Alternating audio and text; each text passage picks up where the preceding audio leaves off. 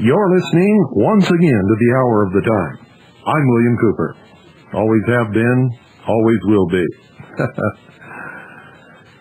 I wonder how many of you called the Justice Department, the FBI, your representative, your senator, and demanded that the legal brief that the Freemen gave to the FBI and asked the Justice Department to rule upon be released to the public, and demanded that they rule upon each point of law in that brief in order to bring this thing to a close, because as soon as that's done, the Freemen have given their word they will walk out. How many of you have done that? I'll bet you anything you want to bet that most of you never picked up your phone to do any such thing of the kind because you don't give a damn. You are apathetic, and ladies and gentlemen, when it all comes down, just like Waco, you're going to say, well, you know, if I'd known beforehand, I would have done something. You're a liar. If you would have done something, you would have already done it. Now, I'm going to tell you again, this is the answer to the whole thing. The Freemen have given their word. They will come out peacefully and surrender. If the Justice Department releases their legal brief to the public and rules upon the points of law which they have included in that brief. So you get off your lazy butts and start calling, and let's bring this thing to a close peacefully. It doesn't matter which way the Justice Department rules. They have said they will come out.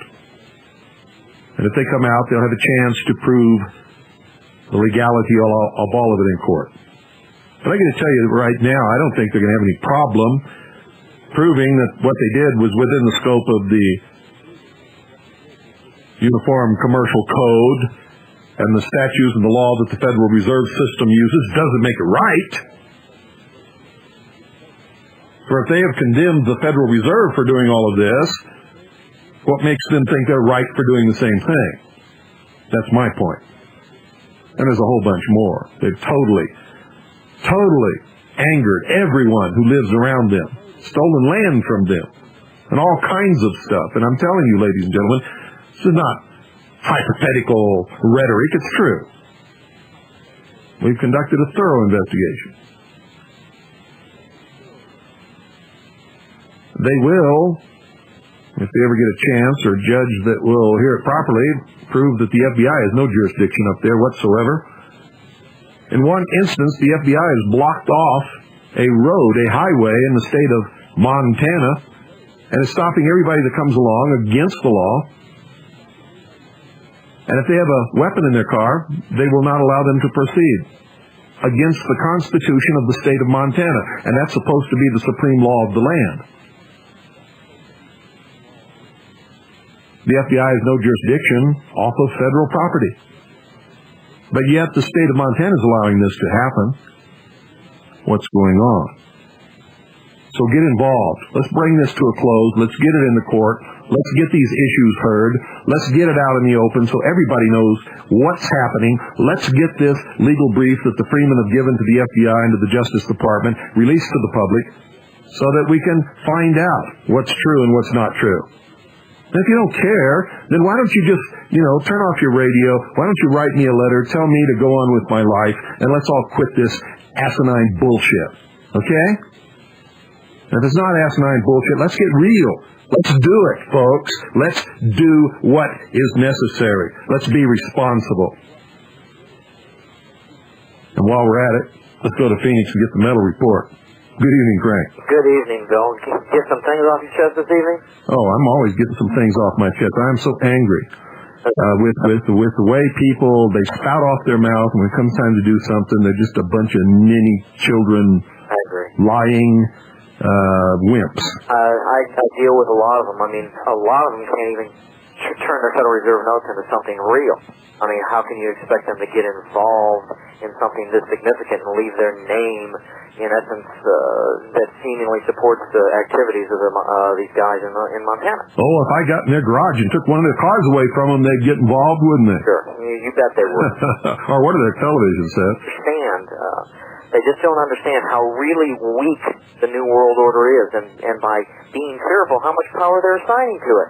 Oh, Frank, let me assure you 100% that they understand completely. They also understand how cowardly they are and how weak they want to be. What they really don't understand and what they don't want to confront is how strong they can be, because it requires risk. It does. It does require risk. I will not dispute that. And significant risk. But the bottom line is, if we all take these risks together, we'll be fine. Or we hang together. Exactly. And that ain't going to happen. As long as we stick together and we got the law on our side, which we do in most cases. That's correct. Now, we're going to be just fine out of this. Well, anyway, I can see while I've been away, not a whole lot really has changed. The stock market's not doing much of anything except going up and down in fairly volatile swings. It's failed to confirm its previous highs. But what has occurred that, is everything that we said would occur. The economy boost, okay, when they issued the new currency, we talked about how it would basically loosen money supply. I'd like to thank Richard in Ohio for that. He was right on the money. Pardon the pun, but he was right on with that. That's exactly what it's done. There's the headlines while I was away. We'd catch a newspaper here and there. Economy gets, boost and all this soft landing nonsense and the rest of it. But it's a false boost, because we also said that it would cause inflation. Which it has. It has caused a lot of inflation. A lot of inflation. It's interesting. When we finally break out the numbers, the Treasury Department releases this number and that number, and they say, well, somewhere in this range. The average is 21%, okay, that they've talked about with increasing, with boosting the money supply, the currency supply. Well, what have we seen happen? We've seen commodities go up basically 21%. They want to raise the minimum wage 21%. I mean, how obvious can they be with this? What I want to know is how stupid can the American people be? Well, unfortunately, quite stupid. They want to listen to some fancy explanation from some talking head on CNBC or CNN or whatever, and they want, oh no, you can't be right. Oh, it's because of this, it's because of that, it's because of the winter shortages, or they come up with all these bizarre reasons for it to be, and they fail to look at the most simple explanation that there is. Or the talking hairless rughead, Dan Rather. Yeah, no kidding. What a fake hairpiece. Yeah, well, why can't this guy get real? I mean, they're all so phony. They lie. They cheat. Instead of being what they are, they put on hairpieces that are so obvious it's pathetic. Think about it, Bill. Obvious hairpiece. What does it do? It makes you feel sorry for him, right? Doesn't make me feel sorry. It makes me disgusted. Well, sure. You and I look at things differently, and a lot of listeners do. But the vast majority of Americans that are sheep, okay, they look at it and they feel sorry for him. And they'll tend to, put their heart on their sleeve for him. They'll tell he's bearing his soul. He can't even go out and get a good hairpiece, kind of a... The guy makes $2 million a year. I know. Well, it's all part of the game. The subtle mind games that go on with these talking heads. But, that's where we're at. We're in a situation right now where if we look historically at the situation, according to Barron's, okay, someone employed in manufacturing, your average blue-collar worker, in 1929, it took him basically 1 1/4 weeks to be able to earn enough money to buy one share of the S&P 500. Well, guess what? Today, this year, it takes the same amount of work to get the same share. So you cannot tell me that the stock market is the place to be. You cannot tell me that there is no inflation when it takes the same amount of work as it did in 1929 just to get that one share in the S&P 500. At the same time, it takes much more time to realize the American dream, to buy an automobile, to own a home, many other things that years ago people were able to do with honest work in a very short period of time, and the American dream was real for everyone. It's not real for everyone today. Now, in the inflation scenario, okay, there was a bear market in 1966. In 1995, we saw some fairly large gains in the Dow. When you use inflation-adjusted numbers, you finally saw a recovery to the pre-bear market collapse, 1966. That's how bad inflation has been. For the Treasury Department, Wall Street Journal had an article today. Treasury plans to sell inflation-indexed bonds. If there's no inflation, why do they need to do this? They're just drawing people in. Well, an interesting point is the vast majority of our debt used to be held by private entities. It is now held by global central banks. The bankers own it all right now. They control it all right now. What we see in the stock market is a lot of corporate selling by the CEOs, by the people that are high in the corporate structure. They're selling their stock shares. The company itself is buying it back. The company is buying ownership. They get to write that stuff off. So they're getting everything is laying in wait right now. Everything is making its, completing the circle in essence, because these people are getting ready for a very bad occurrence. Why else would they sell their stock shares? If they're so lucrative, why would the CEO of a company get rid of his stock shares? There's something that's extremely wrong with this whole situation right now. 1929, another example, about 3 months prior to the collapse. They came out with a new currency, a new contract, a new Federal Reserve note, just like we've recently had here past March 25th. We are living in very interesting times, and that's a significant understatement. We saw another Wall Street firm jump on the gold bandwagon. Barton Biggs, he's the global strategist for Morgan Stanley. They just took a $1 billion position in gold. This is from the May 7th Wall Street Journal. So everybody's getting ready. All the big guys are getting ready. If you little people out there haven't gotten ready, you need to do so. It's real simple. The writing's been on the wall for a long time. You need to get it done. It's good enough for Barton Biggs. It's good enough for Morgan Stanley. It's good enough for you. It's always been good enough for me. Yeah. I got an interesting quote. Maybe you can, it's going to be interesting to see how many people figure out who said this. In the absence of the gold standard, there is no way to protect savings from confiscation through inflation. There is no safe store of value. Deficit spending is simply a scheme for the hidden confiscation of wealth. Gold stands in the way of this insidious process. It stands as a protector of property rights. Wild guess? Well, in the first place, I have to tell you that the statement is false. For the United States has never been on a gold standard. The coin of the realm, the money of account defined in the law, has always been $1, a silver dollar, or an equivalent value of gold. But it's always been based upon silver. So whoever said that was wrong. A lot of people are wrong. They always thought we were on a gold standard. We never were. It's just that the United States government froze the price of silver and gold during most of its history and dictated exactly what the measurement in weight and purity of silver and gold would be in a coin, but the law is based upon a silver dollar, not a gold dollar. I agree, but gold is, the political, the monetary. But Alan Greenspan said that 30 years ago. That's great. Write that down, put it in an envelope, and send it to me. I will do so. I'll use that all the time. I will do so. I'll publish it in the front page of Veritas and send it to his office. Yeah, especially since he's the one who wants to have these inflation-adjusted index bonds. Unbelievable. A little interesting tidbit from the former Soviet Union. Okay, the economy collapsed 1993. They've had a very rough go of it. From 1917 to this day, in Russia, you're not allowed to own gold bullion. It's always that's been the case. After they killed their enemies, the communists, took over the gold. But there's always been allowances made for collectible coins. recent article in Coin World magazine talking about the Russian coin market. It's basically, the Russian market is like mealtime at the zoo, a feeding frenzy. With the inflation that they have over there, the only tangible asset that they are allowed to own is gold in its collectible form. Now, a lot of people are saying, no, I don't want to do that.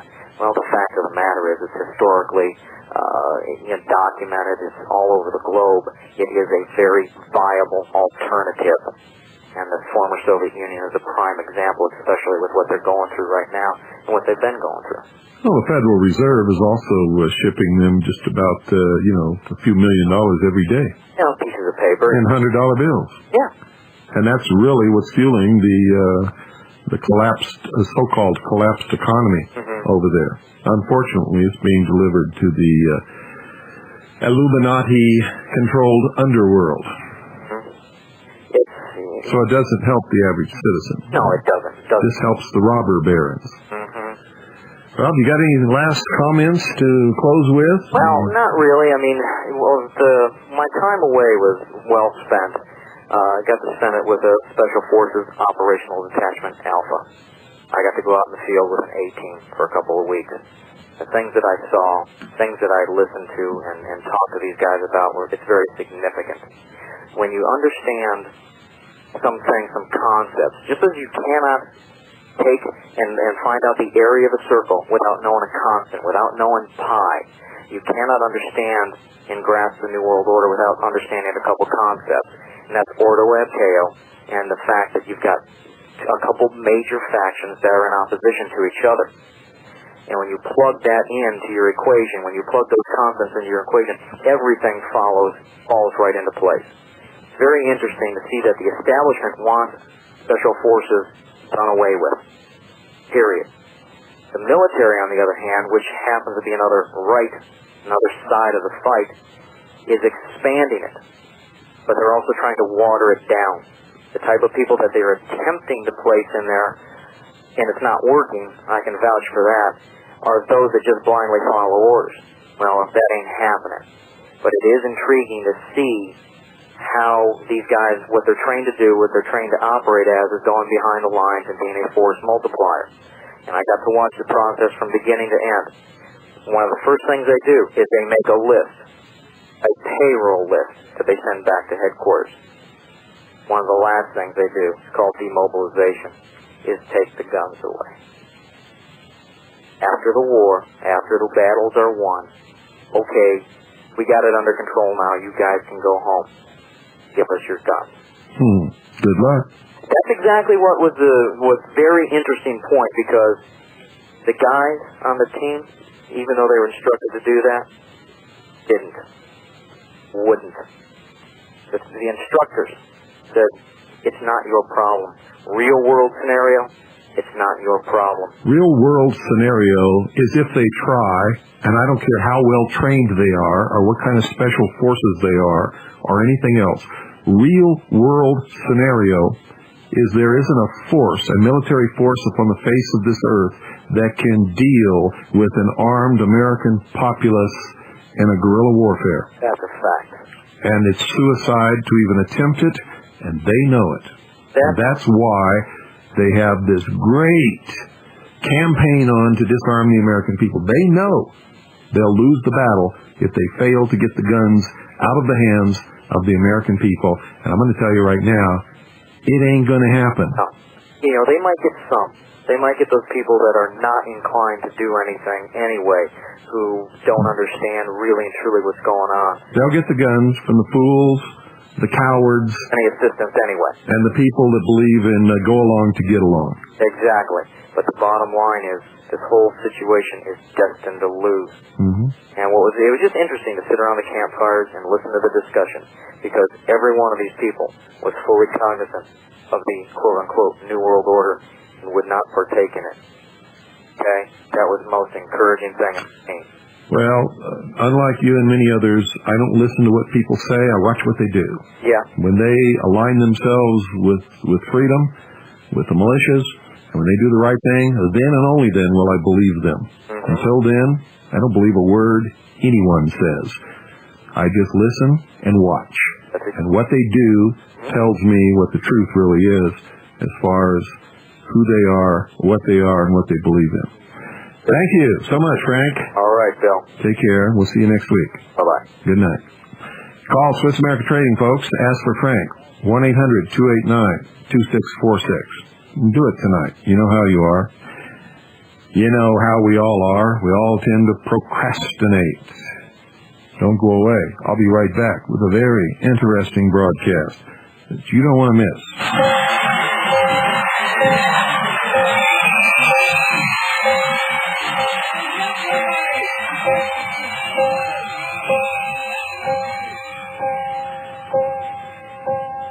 Some say love, it is a river that drowns the tender reed.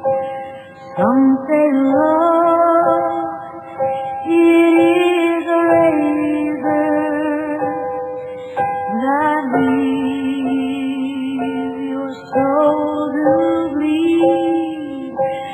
Some say love, it is a wonder, an endless aching need. I say love, it is a flower, and you, it's only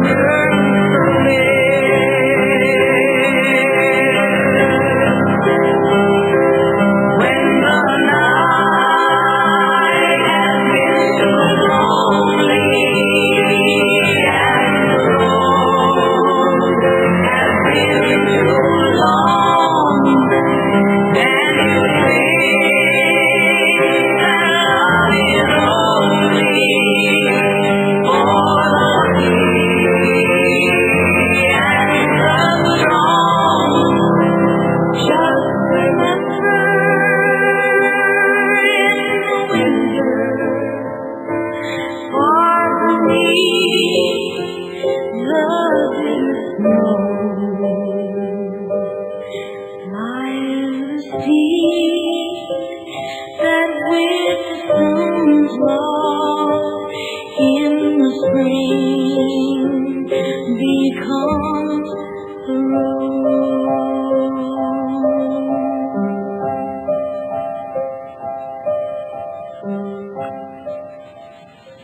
Ladies and gentlemen, tonight's broadcast is about the Rosicrucian Philosophy.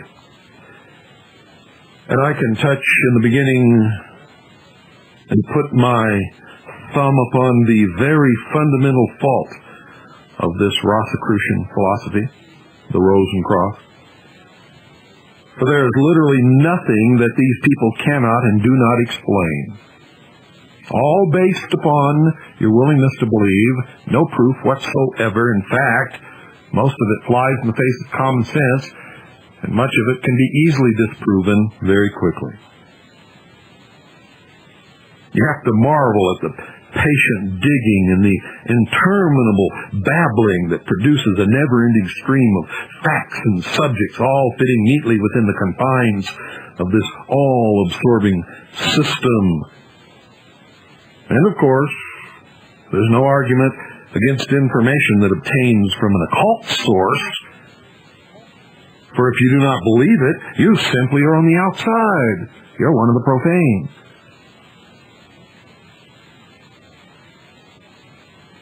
If you are investigative-minded or scientifically oriented, and you really investigate and you really listen and apply what they teach to known facts, history, to science,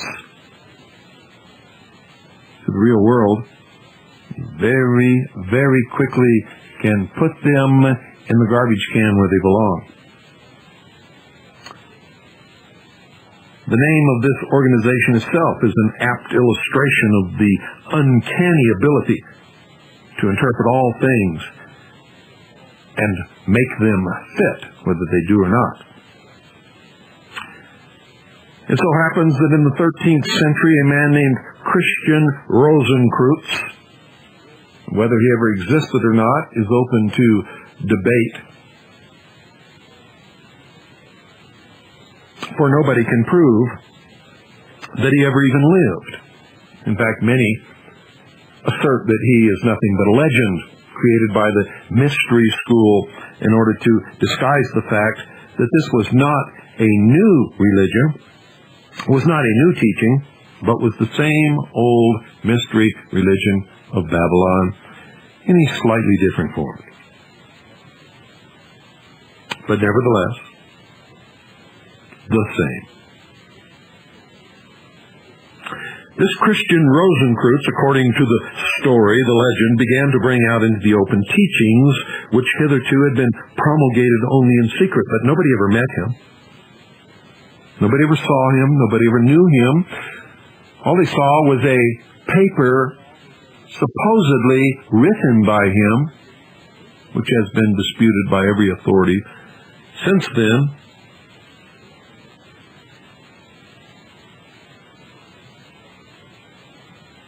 Supposedly he began to bring out in the open teachings which hitherto had been promulgated only in secret.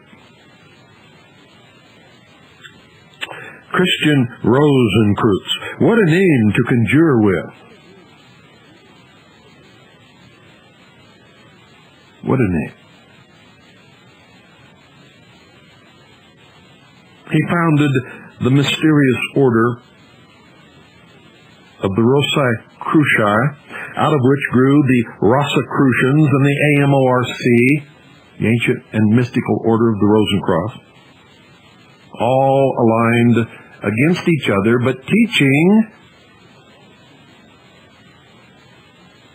very closely the exact same thing. What is the difference? Well, the original order, supposedly founded by Christian Rosicrucian, the Rosicrucian, is a secret order to which no one is admitted except by invitation only. The AMORC is an order existing in California to which anyone can apply and obtain the first 9 degrees, and if they want to go higher, then that's by submission for an application and then ultimate approval. And of course, there is the third, the Rosicrucians, which is pretty much open to just about anybody.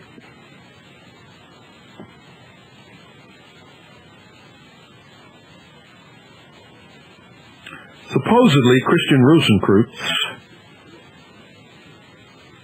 founded the mysterious order of the Rosicrucian with the object of throwing occult light upon the supposed misunderstood Christian religion and to explain the mystery of life and being from the scientific standpoint in harmony with religion.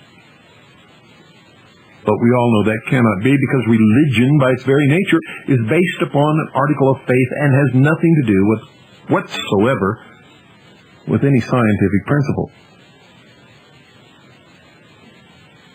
Whatever you want to believe can be a religion based upon the fact that you have faith in that belief, and therefore follow the teachings that your faith and that belief dictate. Whether you think it up or somebody else thinks it up, it doesn't make any difference. That's really the definition of religion. It's completely separate from science. And to this day, science and religion have never been reconciled, and there doesn't seem to be any hope that they ever will. Although, it would be nice if they could. But all of this, it will be seen, might have been written by Theosophical Rogers or maybe a Senate, all except for the symbolical name Christian Rosicrucian. Rosicrucian, of course, means Rosencross. And Christian should be obvious to anyone. Christian, Rose, and Cross. The Rosicrucians have taken the offense out of the cross, and they call that esoteric Christianity. The cross should not be interpreted as an emblem of suffering and shame. The Rosicrucians, the AMORC, it doesn't make any difference. Even though they claim they've taken the offense out of the cross, and that the cross should not be interpreted as an emblem of suffering and shame, in the esoteric readings of their own orders, the cross blatantly stands for the crucifixion of the soul. In other words, a life without trials and sorrow cannot be a perfected life, for only out of those experiences can come the perfection of the soul.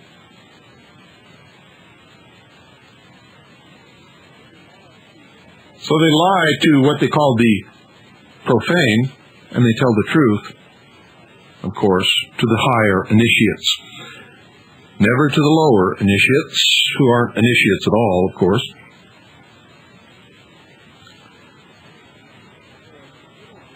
So if they don't believe that the cross should be interpreted as an emblem of suffering and shame, what then did and does it stand for? Well, you can ask Plato, who was an initiate. He was an initiate, and I've covered that many times on this broadcast. And he wrote, quote, "The world soul is crucified," end quote. With these words, he informs us, ladies and gentlemen, this Greek philosopher gave out the occult truth. And what is that truth? Very simply this, that the cross is symbolical of the life currents vitalizing the bodies of plants, animal, and men. End quote. But it's only the truth if you believe in this secret religion. You see, it is symbolical to them of man's past evolution, present constitution, and future development, all based upon experience and learning through suffering, through the trials and tribulations of the reborn soul and the never-ending condition of reincarnation, suffering, learning from that suffering, dying, being reborn again, bringing that knowledge into your new life, and trying over and over again to protect and perfect your soul in order to climb up the ladder of reincarnation and reach what they call the Godhead, and then eventually merge as one with God and become God yourself. Boy, I didn't know if I was going to get through that properly, but I did. And it's only because I've studied it for so many years that I was able to. Because I wasn't reading from anything, ladies and gentlemen, I was reciting from my personal knowledge.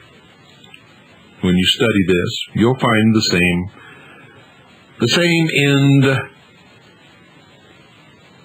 as I have just related to you.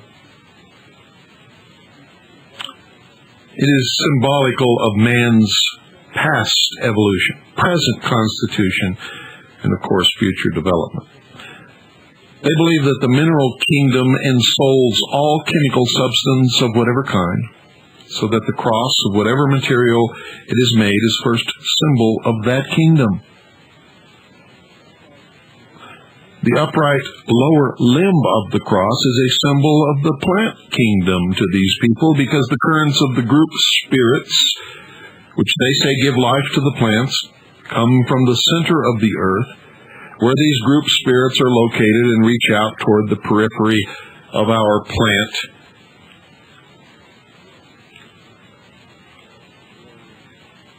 The growing vegetable kingdom, and into space.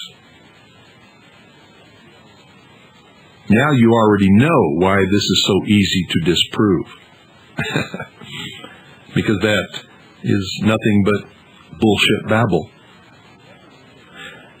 The upper limb of the cross, they say, is the symbol of man, because the life currents of the human kingdom pass downward from the sun through the vertical spine, and now you're getting in line with the mystical teachings of the mystery religion of Babylon throughout time. The sun, the manifestation of God's power. Where the life currents of the human kingdom pass downward from the sun through the vertical spine, knowing that without the sun no life could exist upon this earth. Thus man is the inverted plant, they say.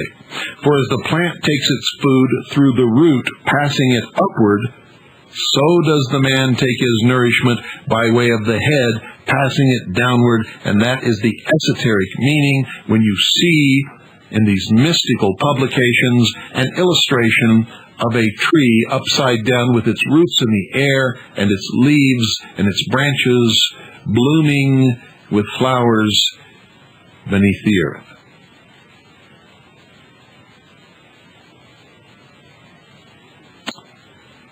They say the plant is chaste, pure, and passionless, and stretches its creative organ, the flower, chastely and unashamed toward the sun, a thing of beauty and delight, the manifestation of God's power which gives life to this earth. Man inhales the life-giving oxygen and exhales the poisonous carbon dioxide, which is a false statement, ladies and gentlemen. Because when man inhales the life-giving oxygen, it is only life-giving to man and animals. When he exhales the supposed poisonous carbon dioxide, he is exhaling what the plant kingdom and the vegetable kingdom actually thrive upon. Therefore, it is not poisonous, but is merely a waste product of man and animals. And oxygen is not a generative, life-giving force, except to man and animals. For to the plant kingdom, it is their waste product.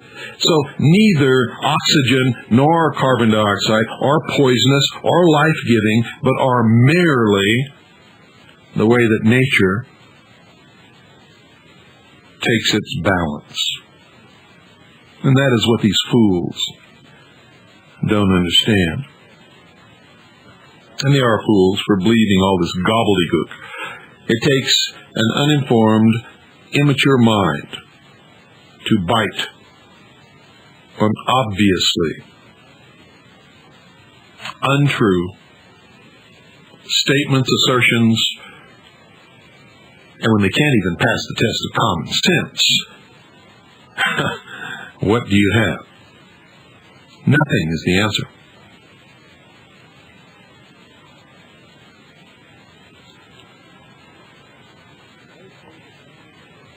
They say that man inhales the life-giving oxygen and exhales the poisonous carbon dioxide.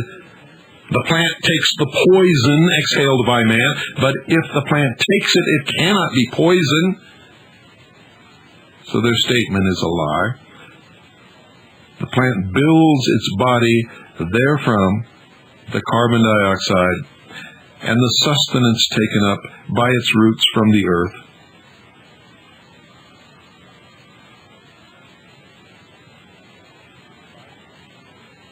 and the byproduct is oxygen. They say that the plant is returning to us, mankind, the elixir of life, the cleansed oxygen. Between the plant and the human kingdom stands the animal with the horizontal spine, and in the horizontal spine the life currents of the animal group, spirit, play as they circle around the globe, according to these people, not understanding, of course, that man himself is an animal. Therefore, they say the horizontal limb of the cross is the symbol of the animal kingdom. Quote, the animal which is symbolized by the horizontal limb of the cross is between plant and man. Its spine is in horizontal position, and through it play the currents of animal group spirit which encircle the earth.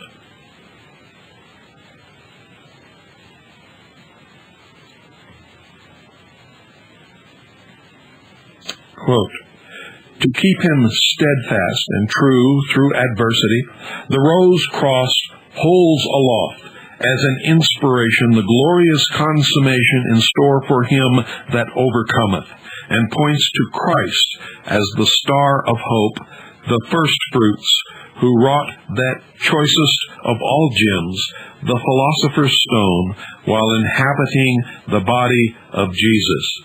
And that should give you some clue, ladies and gentlemen, that they do not believe that Jesus Christ was the Son of God, born in the flesh, lived, taught, and died for the forgiveness of sins, was dead 3 days, and arose again in the body, and then ascended into heaven. They don't believe that.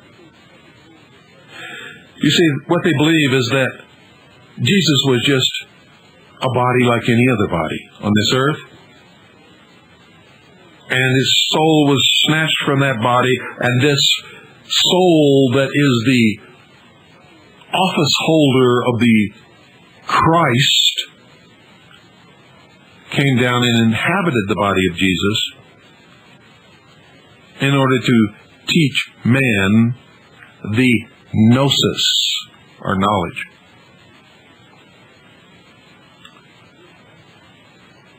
And you wouldn't have known that if I had not interpreted what they just said there to you. Let me read it to you again, and after you have heard the interpretation, you will understand exactly what it means. To keep him steadfast and true through adversity, and only adversity can create the knowledge that enables the perfection of the soul.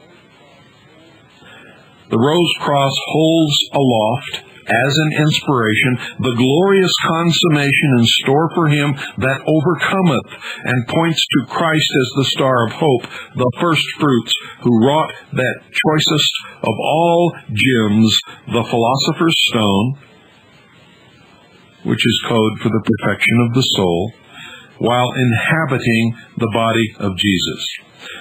So what they're saying is some outside force came and inhabited this body of Jesus, took his soul and put it somewhere else, and in that body, through the suffering that Christ underwent, perfected that soul in order to give gnosis, or knowledge, or learning to the human race. It has nothing to do with God being born, incarnate, in the flesh, through a virgin birth, on this earth, living, teaching, and dying for the forgiveness of sins, being 3 days within the tomb, rising in the body, and then ascending into heaven. That's not what they're talking about. And they claim that they're Christian.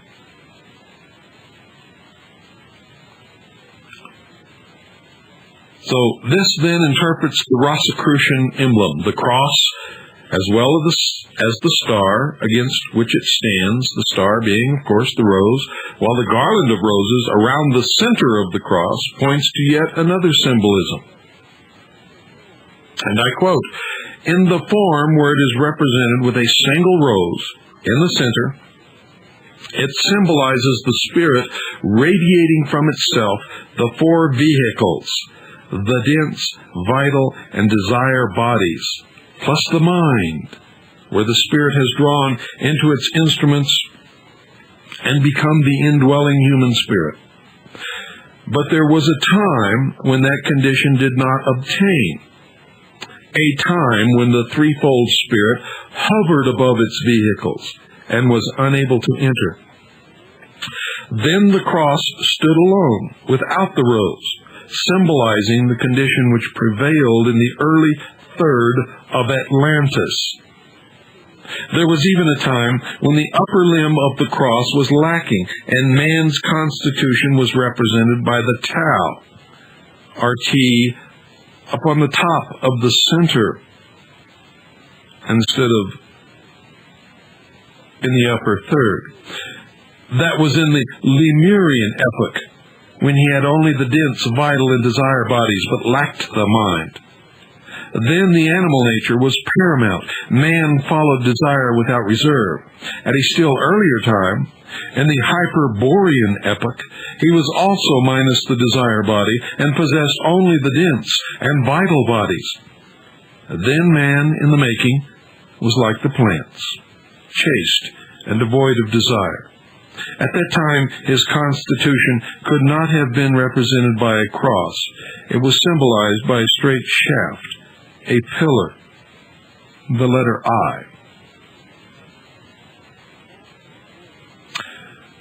Thought and voice, we are told further by these people, are both creative, but the selfish, dominating creative faculty, symbolized by the larynx at the crossing of head and body, must give way to a less selfish creative force. It is here that the roses enter. The rose, like any other flower, is the generative organ of the plant. Do you understand what I just said? The obelisk, the phallus, the penis of Osiris. Its green stem carries the colorless, passionless plant blood. The blood-red rose shows the passion-filled blood of the human race. But in the rose, the vital fluid is not sensuous. It is chaste and pure, without the sexual desire. Just like I've taught you on past episodes of The Hour of the Time, and especially during the Mystery Babylon series. Thus, it is an excellent symbol of the generative organ and the pure and holy state to which man will attain when he has cleansed and purified his blood of desire, when he has become chaste, pure, and Christ-like, when man himself is God. Now I bet you're beginning to get the message, huh? Yeah, I bet you are. So, now we get to the cross. The long limb representing the body, the two horizontals, the two arms, and the short upper limb, the head, with the circle of roses around the center rose instead of the larynx. Therefore, the Rosicrucians look ardently forward to the day when the roses shall bloom upon the cross of humanity. Therefore, the elder brothers greet the aspiring soul with the words of the Rosicrucian greeting, quote, "May the roses bloom upon your cross," end quote. And therefore the greeting is given in the meetings of the fellowship centers by the leader to the assembled students.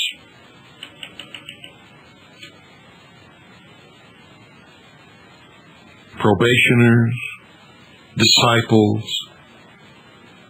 who respond to the greeting by saying, quote, "and on yours also," end quote.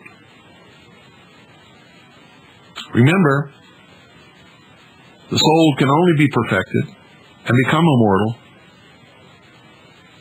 through sacrifice and suffering. It was no coincidence that in the speech given by Bill Clinton at the memorial service for the Oklahoma City bombing victims in Oklahoma City, that he made reference to those who have sacrificed and had in his possession, as did everyone there. They were given it as they entered the hall, one solitary red rose. Through the suffering of those victims would come the perfection of the soul of the world. As I stated earlier, it is the suffering of the soul of the world, remember that? Shall come the perfection of the soul of the world and the unification of all nations into one totalitarian socialist world government. But you see, if you did not understand the symbology and the hidden esoteric meaning of all of this, you would never know what you are watching and hearing, observing, and taking part in, and becoming a victim of while it is all taking place. The Oklahoma City Muir Federal Building was the American Reichstag. It is the cross upon which freedom was sacrificed to bring about the unification of all nations in a one-world totalitarian socialist state. The one solitary red rose is also the symbol of international socialism, in case you didn't know.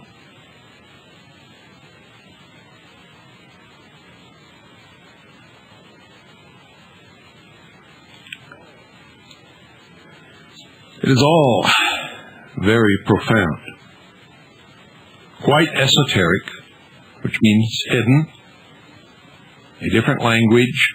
You read one thing if you don't understand the symbology and the language, and the initiates read quite a different story.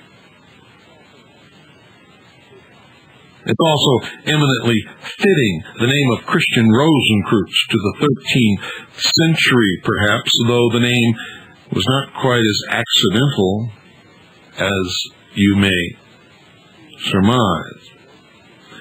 You see, we're told that this Mr. Rosicrucian, or rather the ego dwelling in him, or the Christ within, you see, because in the New World Order, all human beings will be entered by the soul possessing the office of the Christ. All will become Christed, and eventually will become God. That's the New World religion. It's the New Age religion. It's what the Vatican is leading you toward. It's what Pat Robertson is teaching you the very beginnings of. And many, many others.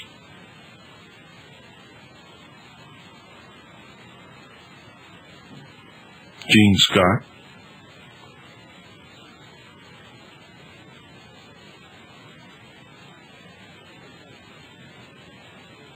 You see, they tell us that this Mr. Christian Rosicrucian, or rather the ego dwelling in him, the Christ within, was already then a high spiritual leader. His birth as Christian Rosicrucian merely marked the beginning of a new epoch in spiritual life in the Western world. And he has since that day taken a new body when his successive vehicles have outlived their usefulness, or circumstances rendered it expedient that he change the scene of his activities. He is the Maitreya. He is the promised Messiah. He is the Antichrist. He is the liar. He is the deception. And he's not the only one.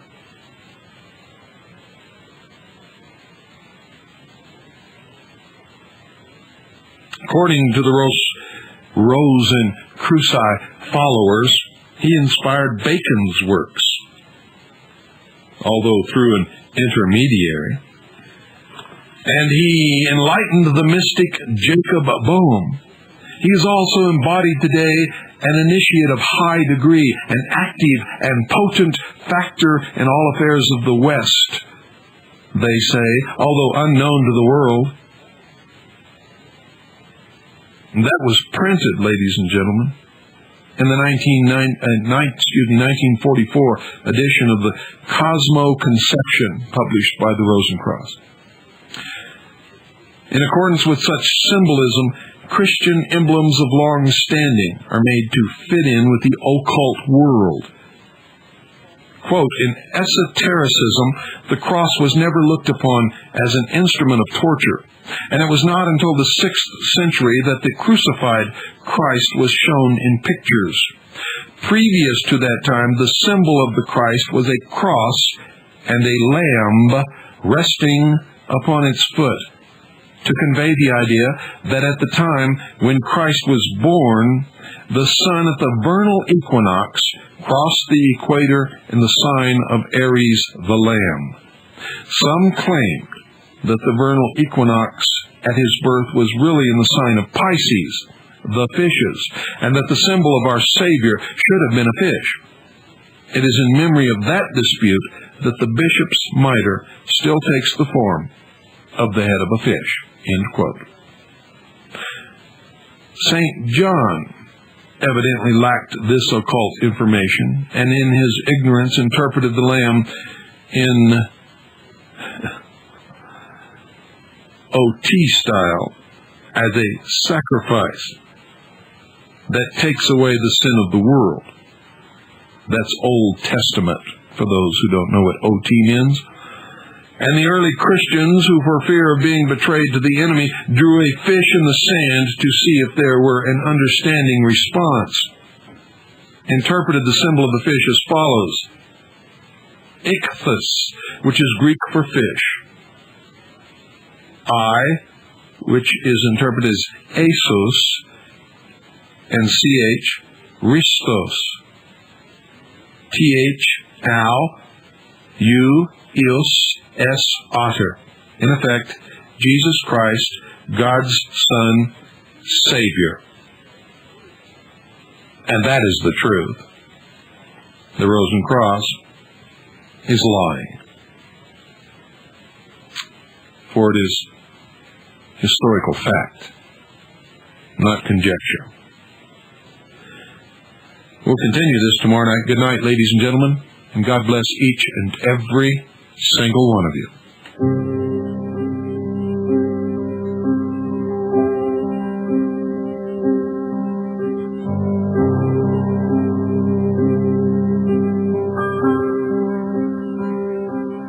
Some say love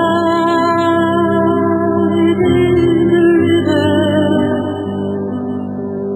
that drowns the tender reed.